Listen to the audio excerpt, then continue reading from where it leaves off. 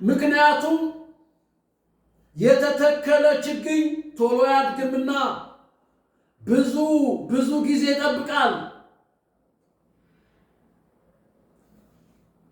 አንዳንድ ጊዜ ዝናብ ላይኖር ይችላል።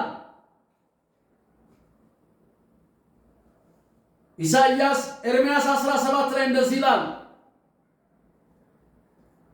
ኤርምያስ 17 ቁጥር 5 ላይ እንደዚህ የሚል ቃል አለ።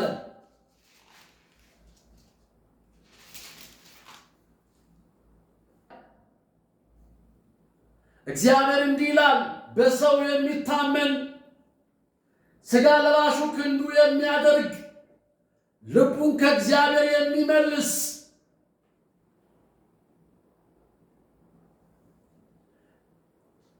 የሚመልስ ሰው ርጉም ነው ይላል። በምድረ በዳ እንዳለ ቁጥቋጦ ይሆናል። መልካም በመጣ ጊዜ አያይም። ሰው በሌለበት ጨው ባለበት ምድረ በዳ በደረቅ ስፍራ ይቀመጣል ይላል። በተተከልበት መተከል ስንኖር እንደዚህ ነው። ቁጥር 7 ላይ በእግዚአብሔር የታመነ እምነቱ እግዚአብሔር የሆነለት ሰው ብሩክ ነው ይላል። በውሃ አጠገብ እንደተተከለ ሙቀት ሲመጣ እንደማይሰጋ ቅጠሉ እንደማይረግፍ ተተክለናል። በወንዝ አጠገብ ውሃ ባለበት ልምላሜ ባለበት ተተክለናል። ስለዚህ አንዳንድ ጊዜ የማንጠብቀው ነገር ሲሆን መቼም ራእይ ነውና የተሰጠው ለአንድ ሰው ይሰጥና ብዙዎች በዛ ሰው ፊት በዛ ራእይ ዙሪያ ይሰበሰባሉ።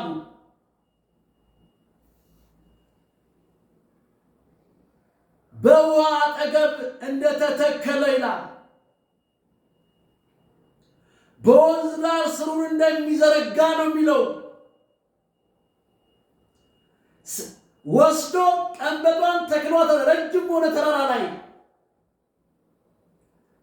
ቀንበጧ ደግሞ ምን ታደርጋለች? ስሯን ትሰዳለች ውሃ ወዳለበት።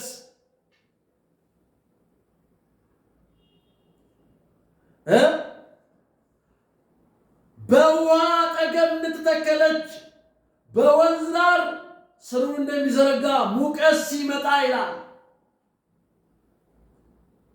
መተው ሲመጣ፣ መረሳት ሲመጣ፣ ብቸኝነት ሲመጣ ቃሉ የተስፋው ቃል እስኪፈጸም ድረስ መፈተን አለ። በሰዓት ውስጥ እናልፋለን። አንዴ አስታውሳለሁ ኮተቤ እያለን ብዙ ነበርንና አብረን ነው የምንበላው፣ አብረን ነው የምንጠጣው፣ አብረን ነው ያለነው የምንካፈለው። ለአንዳንዶችም የቤት ጉዳይ እንሸፍናለን፣ ገበና እንሸፍናለን፣ አስቤዛም የቤት ኪራይ እንሸፍናለን። ነገር ግን አንዳንዴ አይሞላምና ያዝ ስናረግ በዛው ሄዱ።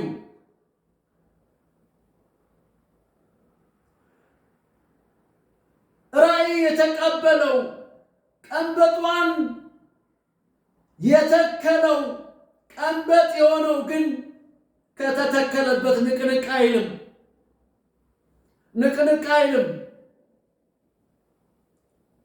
ምንም ሐሩር ቢሆን ምንም ሰዎች አጠገቡ ባይኖሩ የመሰከርንላቸው ደህንነት ያስተማርናቸው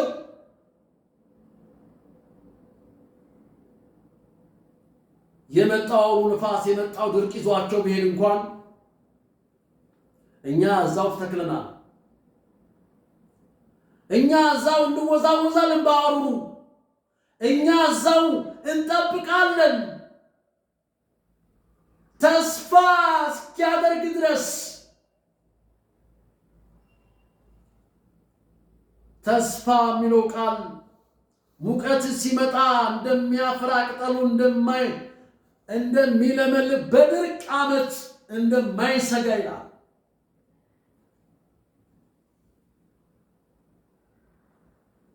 በእግዚአብሔር ስንታመን፣ በእግዚአብሔር ስንደገፍ፣ በእግዚአብሔር ስንቆም፣ በእግዚአብሔር ላይ ሙጭጭ ስንል ምንም አይነት ነገር አያሰጋንም። ኑሮ ቢወደድ አያሰጋንም። ትራንስፖርት ቢጨምር አያሰጋንም። የቤት ኪራይ ቢጨምር አያሰጋንም። ለምን? በእግዚአብሔር ታምነናል። እምነታችን እግዚአብሔር ነው። የተተከልንበት የቆምንበት የምንኖረው በክርስቶስ ስለሆነ አንሰጋም። እኔ አልሰጋም። አንቺ ልትሰጊ አይገባም።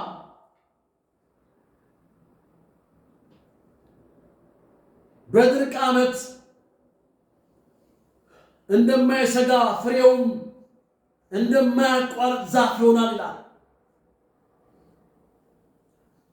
በቃ አለቀልን፣ የእኛ ጉዳይ አከተመ ሲሉ ሰዎች እኛ እንለመልማለን፣ እኛ እናፈራለን፣ እኛ ለብዙዎች መጠለያ ነን፣ ለብዙዎች ማረፊያ ነን። ቸገረን ሲሉ እኛ ጋር ችግር የለም፣ እኛ ጋር ማጣት የለም፣ እኛ ጋር መለምለም ነው፣ እኛ ጋር መበልጸግ ነው፣ እኛ ጋር ማደግ ነው፣ መስፋት ነው። ስፋ መቆጣጠር ነው የእኛ ስራ። እኛ መቆም አንችልም። በምድረ በዳ ጉልበት ሊላላ ይችላል። በምድረ በዳ ብላቴኖች ይደክማሉ፣ ይታክታሉ፣ ጎበዛቶች ፈጽመው ይወድቃሉ። እግዚአብሔር በመተማመን የሚጠብቁን ኃይላቸውን ያድሳሉ። እንደ ንስር በክንፍ ይወጣሉ፣ ይሮጣሉ፣ ይሄዳሉ፣ አይደክሙም፣ አይታክቱም ይላል። እግዚአብሔር ከእኛ ጋር ነው ያለው። እግዚአብሔር ከአንቺ ጋር ከሆነ፣ እግዚአብሔር ከአንተ ጋር ከሆነ ትለመልማለህ እንጂ አትደርቅም። የልምላሜያችን ዘመን መጥቶልናል። የምናፈራበት ዘመን፣ የምንታይበት ዘመን፣ ከፍ ከፍ የምንልበት ዘመን፣ የተስፋ ቃላችን ሥጋ የሚለብስበት ዘመን ከፊታችን መጥቶልናል። ሃሌሉያ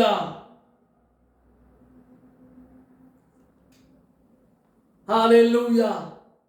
ቾ የተባሉ የደቡብ ኮሪያ ሰባኪ ባዶ ወንበር እንደዚህ ይሰብካሉ።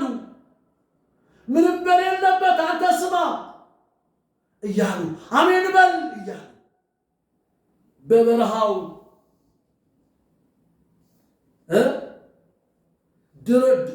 ድርቁ ዓመት ሳያሰጋቸው፣ ባለራዕይ ድርቅ ዓመት አያሰጋው። ባለራዕይ ከሆንክ ውስጥ ሸክም ካለ በእግዚአብሔር ነው መታመን ያለብህ። ልብህንና እጅህን ከሰው ሰብስብ፣ ወደ እግዚአብሔር ዘርጋ፣ ወደ ልዑል አምላክ። ዓይኖቼን እኔ ግን ወደ እግዚአብሔር እመለከታለሁ። ሚልክያስ ይመስለኛል፣ ወይ ሚክያስ ከሁለት አንዱ ሚክያስ ነው። እንዲህ ይላል ሲናገር እንደዚህ አለ። 7 ላይ እኔ ግን ወደ እግዚአብሔር እመለከታለሁ አለ። እኔ ግን ወደ እግዚአብሔር እመለከታለሁ ይላል። የመድኃኒቴንም አምላክ ተስፋ አደርጋለሁ አለ። አምላኬ ይሰማኛል አለ።